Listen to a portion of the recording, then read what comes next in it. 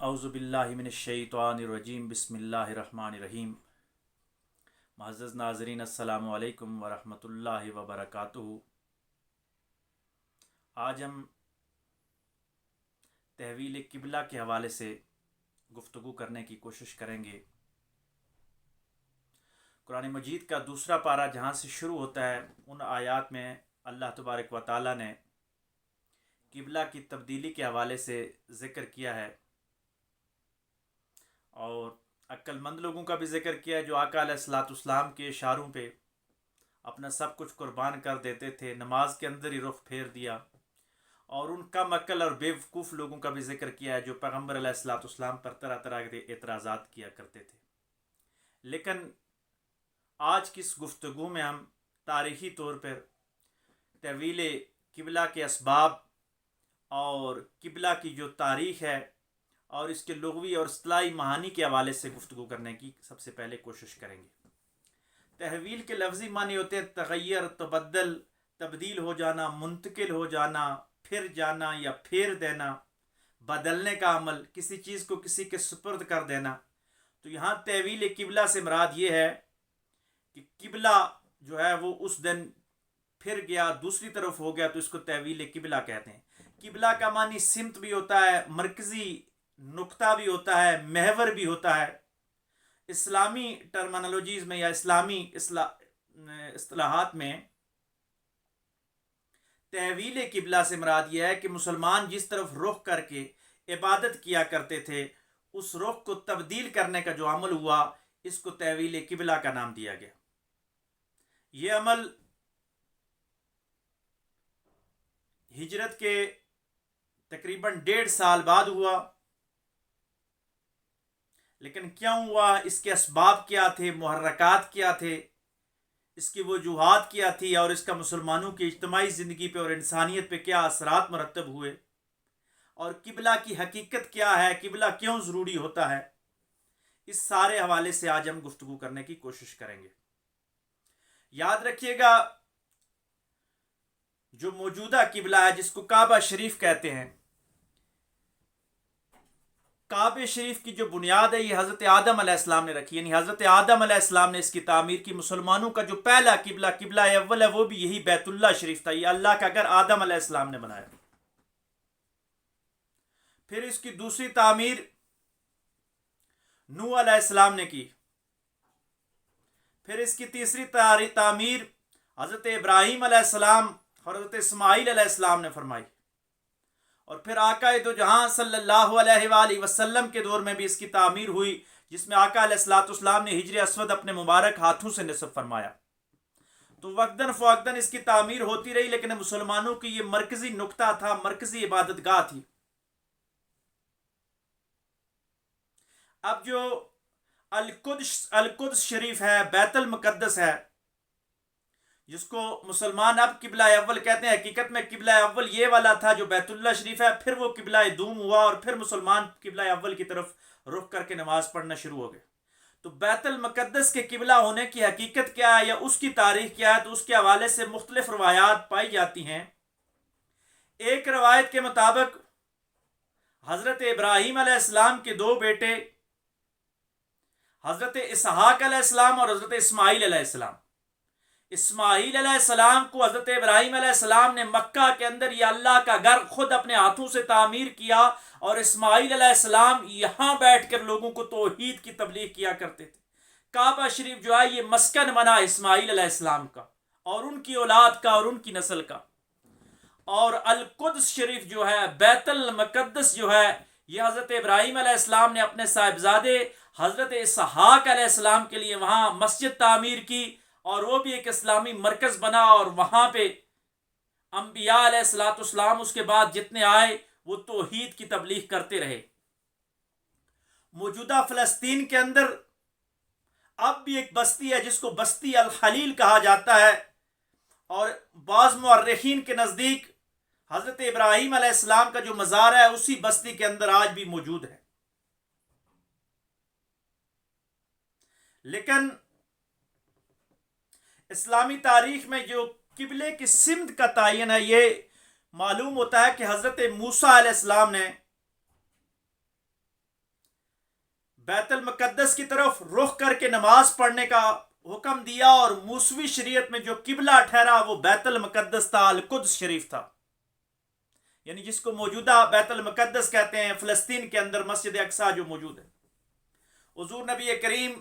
صلی اللہ علیہ وآلہ وسلم نے معراج کی رات انبیاء کی امامت بھی اسی مسجد کے اندر فرمائی۔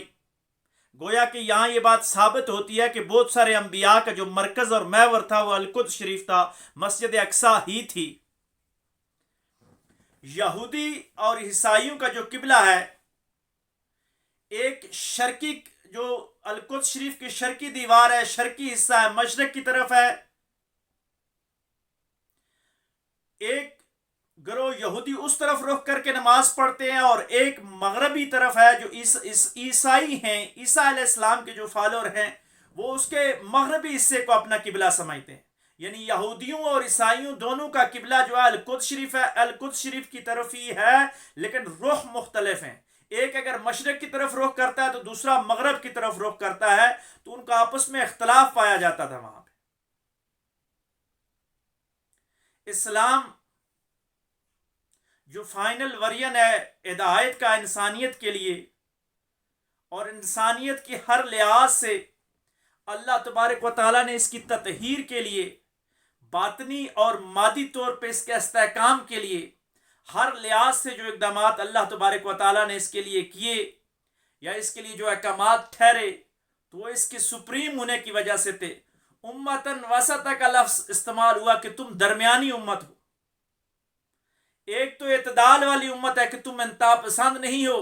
تم نے نہ اللہ کی ذات میں غلو کیا اور نہ پیغمبروں کی شان میں غلو کیا، تم اعتدال پہ رہو گے، اس لیے تم امت اعتدال ہو، امت وسط ہو۔ اور دوسری طرف صدر مقام، جس طرح صاحب صدر ہوتا ہے یا کسی محفل کا صدارت کرنے والا ہوتا ہے، یا جس طرح صدر کو ایک مرکزی حیثیت حاصل ہوتی ہے، کسی بھی جگہ میٹنگ میں وہ چیئر کرتا ہے، تو امت وسط سے مراد یہ ہے کہ تم سپریم امت ہو، تم صدارتی امت ہو، تم ان سب پہ گواہ بنا کے بھیجی گئی ہو، تم ان سب سے افضل ہو۔ حضور علیہ السلام کی آمد سے پہلے، مسلمانوں سے پہلے بنی اسرائیل کو اللہ نے یہ صفت دی تھی کہ وہ سپریم امت تھی۔ اللہ نے قرآن مجید میں بھی اس بات کی طرف اشارہ کیا کہ اے بنی اسرائیل، تم اللہ کے اس فضل کو یاد کرو کہ تمہیں عالمین پہ فوقیت دی گئی تھی، لیکن یہ فوقیت ختم ہو گئی، ان کی شریعت معزول ہو گئی، انہوں نے اپنی الہامی کتابوں میں تحریفات کی، جس کی وجہ سے اللہ تبارک و تعالیٰ نے ان کے سارے جو شرعی معاملات تھے ان کو منسوخ کر کے فائنل ورژن اسلام کی صورت میں ہمیں دیا۔ اب آقا علیہ السلام جب تشریف لے کے آئے تو حضور علیہ السلام کعبہ شریف میں اس طریقہ کے ساتھ نماز پڑھتے تھے کہ جنوبی سمت میں اس طرف کھڑے ہو جاتے کہ سامنے کعبہ شریف بھی آ جاتا، جو بیت اللہ کے اندر جو کعبہ شریف ہے وہ بھی سامنے ہوتا، اور اس سے اگلی حصے میں یعنی وہی رخ بیت المقدس کی طرف بھی ہوتا۔ یعنی آقا علیہ السلام بیک وقت دونوں قبلوں کی طرف ایک دفعہ ہی رخ کر کے نماز پڑھتے تھے۔ مکہ میں تو یہ عمل چلتا رہا، لیکن جب ہجرت مدینہ ہوئی، مدینہ میں آقا علیہ السلام تشریف لے کے گئے، آقا علیہ السلام نے جب ہجرت فرمائی صحابہ کے ساتھ، تو مدینہ میں جا کے وہی خفی اس کو کہہ سکتے ہیں کہ اللہ اور رسول اللہ صلی اللہ علیہ وسلم کا معاملہ تھا کہ حضور علیہ السلام نے بیت المقدس کی طرف رخ کر کے ہی نماز پڑھی، اور صحابہ کرام بھی ان کے پیچھے بیت المقدس کی طرف رخ کر کے نماز پڑھتے تھے۔ لیکن صحابہ کرام کا جو ایک والہانہ محبت تھی، جو مکہ سے ہجرت کر کے آئے تھے، ان کی بیت اللہ شریف کے ساتھ، خانہ کعبہ کے ساتھ ایک خاص محبت تھی، ایک عشق تھا، اور حضور علیہ السلام کی بھی وارفتگی کا یہ عالم تھا کہ جب ہجرت فرمائی تو کعبے کے غلاف کو پکڑ کے آقا علیہ السلام نے فرمایا تھا کہ اے کعبے، میں تجھ سے بہت محبت کرتا ہوں، لیکن یہ قوم مجھے یہاں ٹھہرنے نہیں دیتی، اس لیے میں یہاں سے جا رہا۔ تو صحابہ کی محبت کا بھی یہ عالم تھا، صحابہ بھی دل میں یہ چاہ رہے تھے کہ ہم اپنے کعبے کی طرف یعنی قبلے کی طرف رخ کر کے نماز پڑھیں۔ دوسری طرف جو کفار مکہ تھے وہ بھی تانے دے رہے تھے کہ دیکھیں جی یہ نیا دین لے کے آئے تو اپنے قبلے سے بھی گئے، یہودیوں کا قبلہ کیونکہ بیت المقدس کی طرف ہے تو اس کی طرف رخ کر کے نماز پڑھتے ہیں، اور یہودی اندر سے تو خوش تھے کہ محمد علیہ الصلوۃ والسلام ہمارے کیمپ میں آ گئے، یعنی قبلہ ہمارا ہوگا تو ایک لحاظ سے وہ ہمیں نظریاتی طور پہ سپورٹ کریں گے، یعنی ایک طرف سے اندر سے وہ خوش تھے کہ چلو مسلمان ہمارے قبلے کی طرف رخ کر کے نماز پڑھتے ہیں، لیکن ظاہری طور پہ وہ بھی مسلمانوں کو تانے دیتے تھے کہ تم کہتے ہو کوئی شریعت ہماری ہے، دین ہمارا ہے، کتاب ہمارے اوپر نازل ہو رہی ہے، لیکن قبلہ تم ہمارے والا استعمال کرتے ہو، ہمارے قبلے کی طرف رخ کر کے نماز پڑھتے ہو، تمہارا اپنا قبلہ نہیں ہے۔ یہ سب وہ تاریخی حقائق ہیں جو مختلف سیرت کی اور حدیث کی کتابوں میں موجود ہیں۔ ان حالات میں آقا دو جہاں صلی اللہ علیہ وآلہ وسلم کہ قلب اطہر کی بھی یہ منشا تھی کہ جو قبلہ ہے وہ کعبہ شریف کی طرف ہی ہو جانا چاہیے، یعنی خانہ کعبہ شریف مکہ کی طرف بیت اللہ شریف کی طرف رخ کر کے نماز پڑھنی چاہیے، لیکن آپ اللہ کے حکم کا انتظار کر رہے تھے۔ اللہ تبارک و تعالیٰ نے حضور علیہ الصلوۃ والسلام کی اس خواہش کو یوں پورا کیا کہ ظہر کی نماز کا وقت ہے، مسجد قبلتین جو مدینہ میں آج بھی موجود ہے،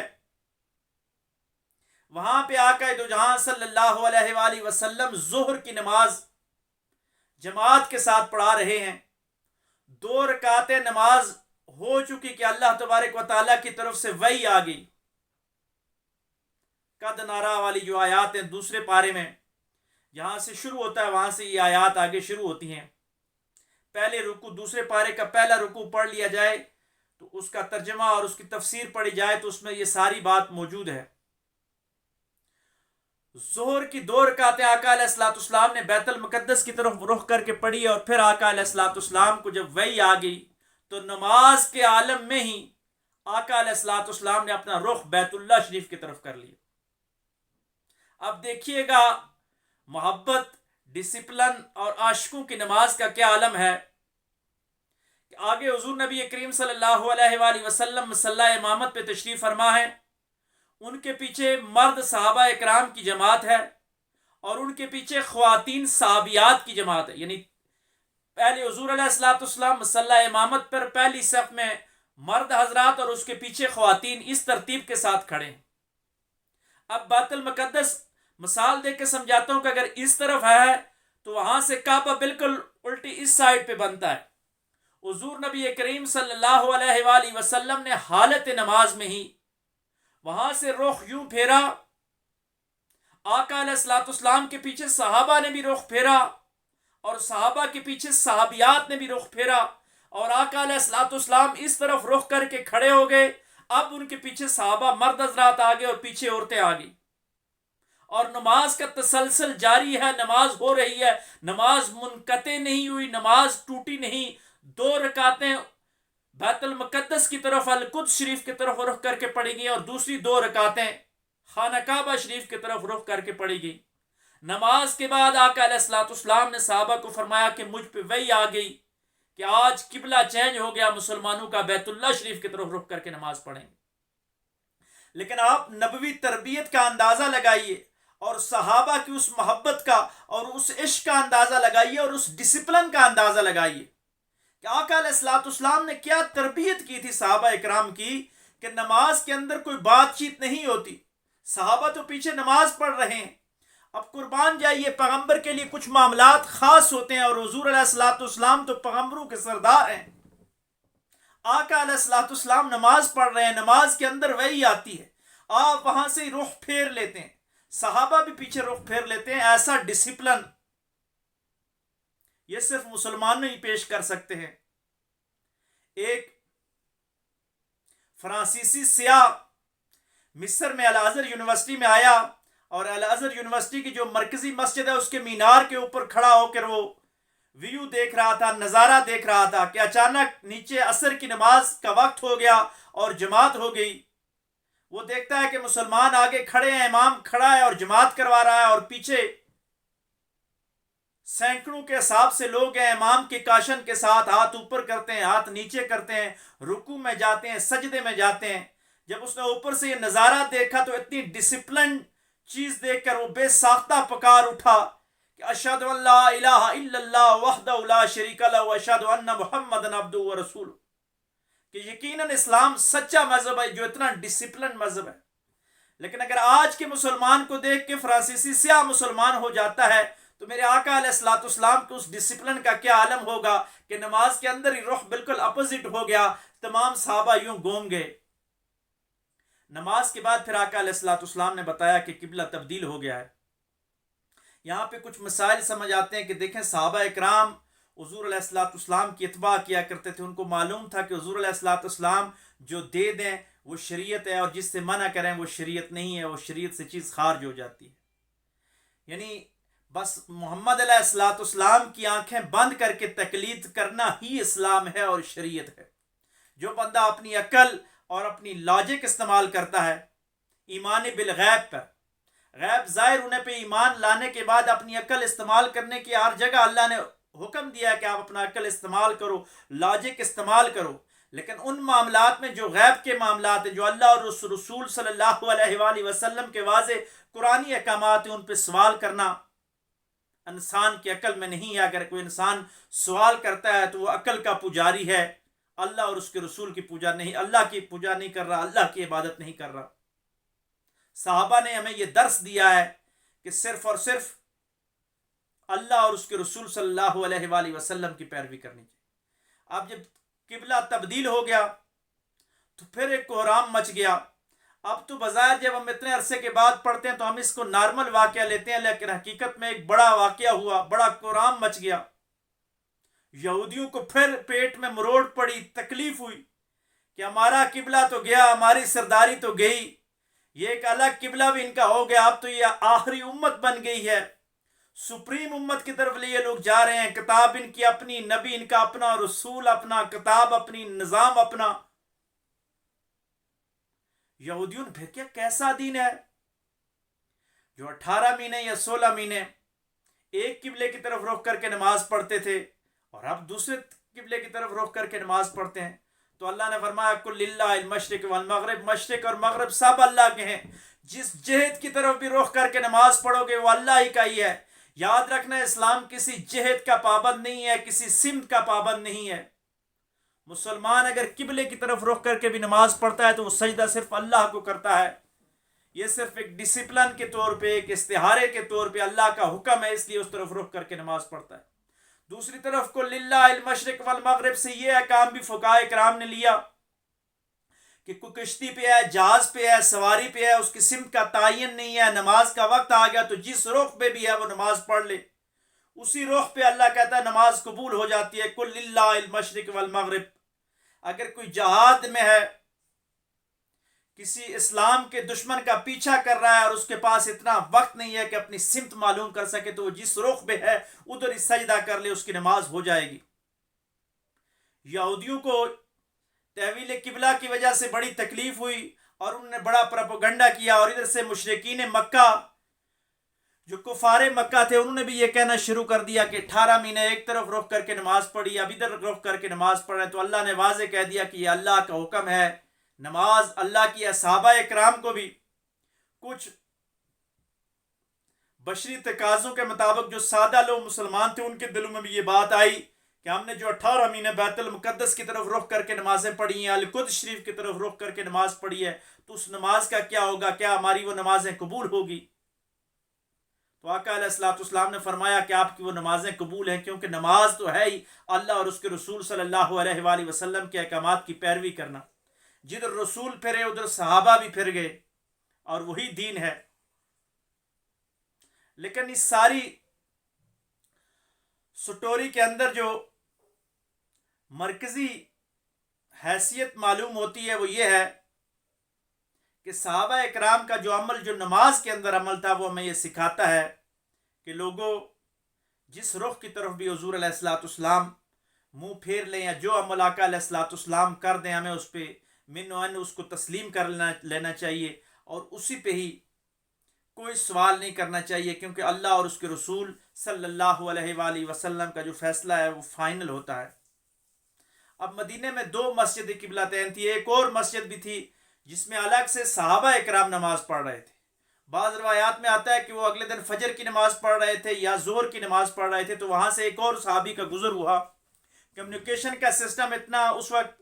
جدید نہیں تھا, بات چیت پہنچانے کے لیے انسان ہی جایا کرتے تھے جو راستے میں جا کے بات پہنچاتے تھے. تو وہاں پہ صحابہ اکرام نماز پڑھ رہے تھے کہ باہر سے ایک اور صحابی گزرے, تو انہوں نے نماز کے اندر ہی ان کو فرمایا کہ قبلہ چینج ہو گیا ہے. باہر سے انہوں نے کہا کہ اب مسلمانوں کا قبلہ مکہ کی طرف ہو گیا ہے, خانہ کعبہ شریف کی طرف ہو گیا ہے.